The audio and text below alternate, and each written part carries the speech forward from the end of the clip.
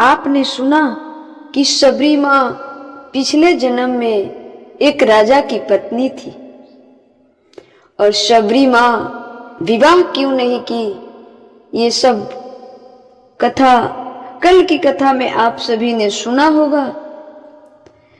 शबरी माँ का जब विवाह होने लगा, बारात आने वाली थी, तो जंगलों से ढेर सारे पशु को पकड़कर ले आकर बांधा गया था।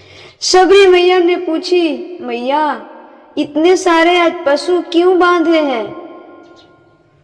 मैया बोली कि तुम्हारी बारात है न कल, बारात वालों को खिलाना है।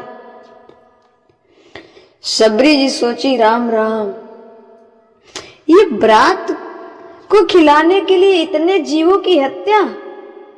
शबरी जी ने सोचा कि चलो सारे जीव को, सारे पशुओं को रात में उठी और सारे पशुओं को खोल दी, सारे पशुओं को आजाद कर दी।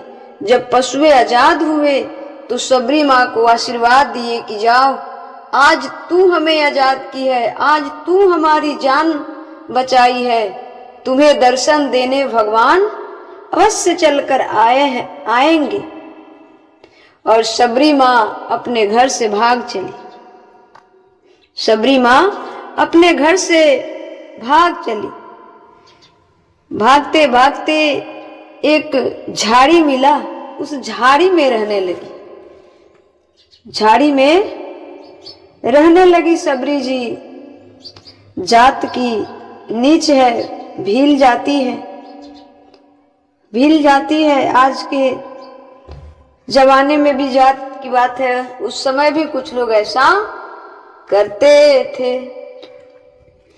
शबरी जी ने सोचा कि मैं किसी के आश्रम में जाऊंगी तो कोई मुझे रखेगा नहीं, और स्त्री शरीर में है, भले मन पवित्र है, शरीर स्त्री का है, तो उन्होंने झाड़ियों में छिप कर रहने लगी।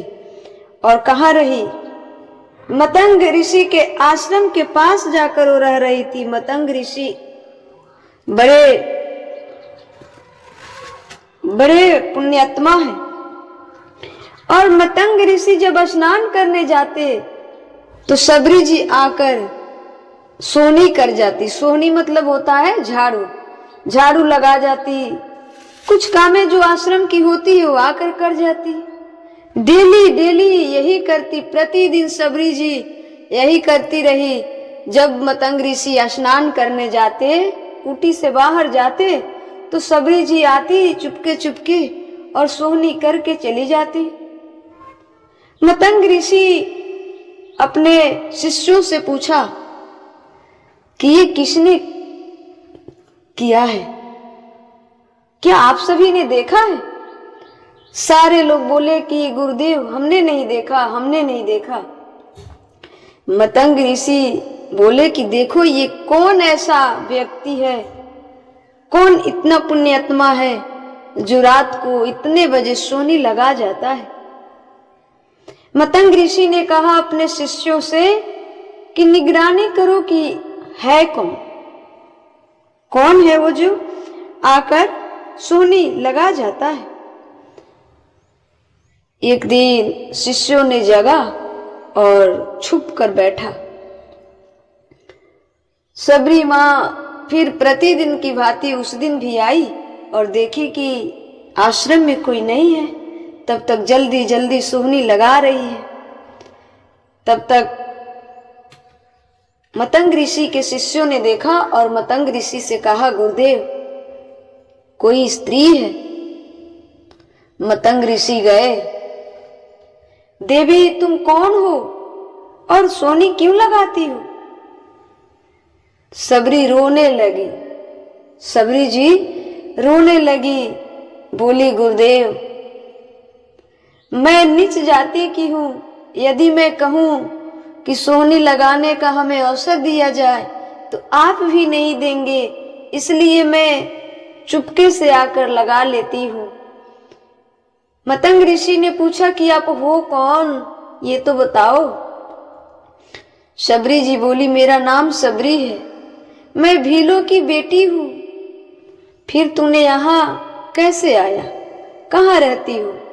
सबरी जी ने कहा, मैं स्त्री शरीर में हूं ना, इसलिए उस झाड़ी में छिप कर रहती हूँ, ताकि कोई समझे ना जाने ना। और मेरी विवाह होने वाली थी और विवाह में ढेर सारे पशुओं की बलिदान होने वाली थी, तो मैंने उस पशुओं को मुक्त करके भाग आई। मतंग ऋषि ने कहा, बेटी तुम्हें अब कहीं जाने की जरूरत नहीं है, तुम मेरे आश्रम में रहो। हम भगवान जात पात नहीं देखते, तुम्हारा हृदय देखते हैं। मेरे आश्रम में रहो। मतंग ऋषि अपने आश्रम में रख लिए। बहुत सारे प्रश्न उठा। मतंग ऋषि एक भी प्रश्न का किसी का जवाब नहीं दिए और बोले कि सब भगवान करेंगे, जो जवाब देना होगा वो भगवान तो देंगे। यदि हम किसी को जवाब देते हैं तो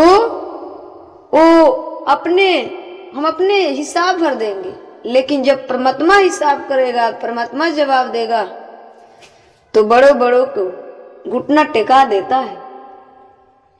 मतंग ऋषि सहते गए। सबरी जी बोली, गुरुदेव हमें कहीं स्थान दे दीजिए, क्योंकि मेरे चलते आपको भी बहुत सारे प्रताड़ना सहनी पड़ती है।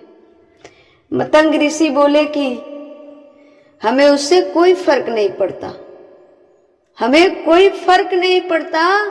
आज मैं जितना प्रताड़ित हो रहा हूं, उससे कई गुना कल मुझे प्रताड़ित करने वाले प्रताड़ित होंगे। वही हुआ, भगवान प्रकट हुए और जो जिस यमुना जी में, जिस जल में सारे संत जन स्नान करने जाते, जिन्होंने प्रताड़ित किया, जिन्होंने अपशब्द बोला, उस जल में कीड़ा पड़ गया। उस जल में क्या हुआ? कीड़ा पड़ गया। संतों ने कहा, भाई जल में कीड़ा पड़ गया। वो भी आरोप सबरी पर लगा कि सबरी भील है ना, इसलिए इसमें आती है स्नान करने, इसलिए कीड़ा पड़ गया होगा। सबरी तो उसमें जाती भी नहीं थी, सबरी जी आश्रम में रहती थी। सबने प्रश्न उठाया। भगवान ब्रह्मा जी को साक्षी करके ब्रह्मा जी को प्रकट किया गया कि इस जल में कीड़े पड़ गए हैं, हम जल कहां से पिए, हम सारे संत जन मर जाएंगे। ब्रह्मा जी ने कहा, विष्णु भगवान को प्रकट कीजिए, ये मेरे बस की बात नहीं। विष्णु भगवान बोले कि नारद जी को प्रकट कीजिए। नारद जी बोले कि सबरी के वजह से ये कीड़े नहीं पड़े हैं, ये तुम लोगों के वजह से कीड़े पड़े हैं। जिस दिन तुम लोग उसमें स्नान करना छोड़ दोगे, कीड़ा खत्म हो जाएंगे।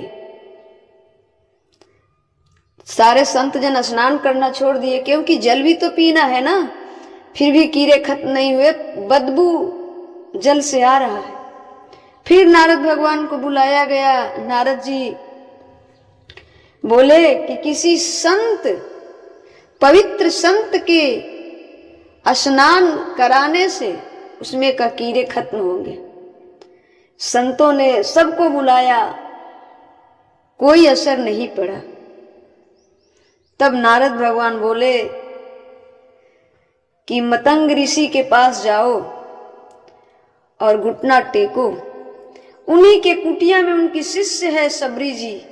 यदि वह इस जल में आकर स्पर्श कर दे तो ये जल कीड़े मर जाएंगे, ये जल स्वयं पहले जैसा हो जाएगा, स्वच्छ साफ हो जाएगा। अब तो संत जन सोचने लगे कि हम तो मतंग ऋषि पे प्रश्न उठाने वाले लोग हैं, जाएंगे तो जाएं कैसे। लेकिन जल है, जल बिना तो जीना भी असंभव है ना, जल पिएंगे कहां से। और मतंग ऋषि का ये प्रभाव था कि मतंग ऋषि के आश्रम में शेर जो होते हैं ना, जो हिंसक जानवर है, वो भी लोमड़ी एक साथ जल पीते थे, पर किसी पर कोई हिंसा नहीं करता। वो अहिंसा का मंदिर है, अहिंसा का स्थान है। सारे ऋषि मुनि व्याकुल हो गए कि यदि सबरी आएगी कि नहीं आएगी, मतंग ऋषि जी के पास जाए तो जाए कैसे। अपना जितना प्रक्रिया हुआ, जल में दवा डालना, ये डालना, वो डालना, सब कुछ किए, पर कोई प्रभाव नहीं पड़ा। उस जल का बदबू जा ही नहीं रहा था। कीड़े एकदम ऐसे ही चल रहे थे। अब 1 दिन, 2 दिन, 3 दिन, 4 दिन, 6 दिन, 8 दिन में तो तबाही गुजर गई संत जनों की। अब सारे संत जन कर जुड़कर मतंग ऋषि के आश्रम में गए और दूर से ही दंडवत किए। मतंग ऋषि ने कहा कि ये दंडवत हमें ना करो, ये दंडवत सबरी जी के पास जाकर करो, जिन पर तुमने प्रश्न उठाया था, जिन पर तुमने प्रश्न उठाया था। मैं दंडवत के लायक नहीं हूं, ये दंडवत सबरी जी को कीजिए। अब सारे संत जन सबरी जी को दंडवत किए और माफी मांगे और बोले कि देवी आप कृपा कीजिए, जल को स्पर्श कीजिए ताकि वो जल शुद्ध हो जाए, ताकि हम सब पी सके, जी सके। सबरी जी ने एक बार भी नहीं पूछा कि आप सभी हो कौन मुझ पर प्रश्न उठाने वाले, नहीं पूछा। सबरी जी गई और जल में जैसे प्रवेश की, जल स्वयं तरोताजा पवित्र हो गया। सारे संत जन जिन्होंने प्रश्न उठाया था देखते रह गए, अपना थप्पड़ अपने मुंह में लग गया। इसलिए ऐसा कोई संत नहीं है जिन्हें प्रताड़ना ना सहना पड़ा हो, और वो प्रताड़ना ही भगवान को प्रसन्न कर देता है।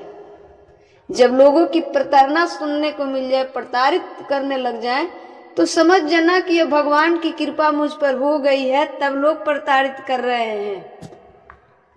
जिस पर भगवान की कृपा होती है ना, प्रताड़ित वही होता है, उसके बाद ही भगवान प्रकट होते हैं। ऐसे तो भगवान प्रकट होंगे नहीं, आपको स्वीकार करेंगे नहीं। तो सबरी जी अगले जन्म में भी राजा की पत्नी होते हुए भी भगवान की भजन चिंतन किया करती थी। वही सबरी जी आज भीलों की बेटी बनी है, और भीलों की बेटी बनकर भी इस जन्म में भी भगवान की तपस्या की और गुरु मतंग ऋषि के आश्रम में गई। गुरु मतंग ऋषि ने कहा, सबरी जी तुम्हें अवश्य भगवान मिलेंगे, तुमसे मिलने स्वयं भगवान चलकर आएंगे। सबरी जी ने कहा, गुरुदेव जैसी आपकी आज्ञा, और गुरु के वचनों पर निष्ठा विश्वास था। सबरी जी नित्य प्रतिदिन जब उनके गुरु चले गए, राहों में पुष्प बिछा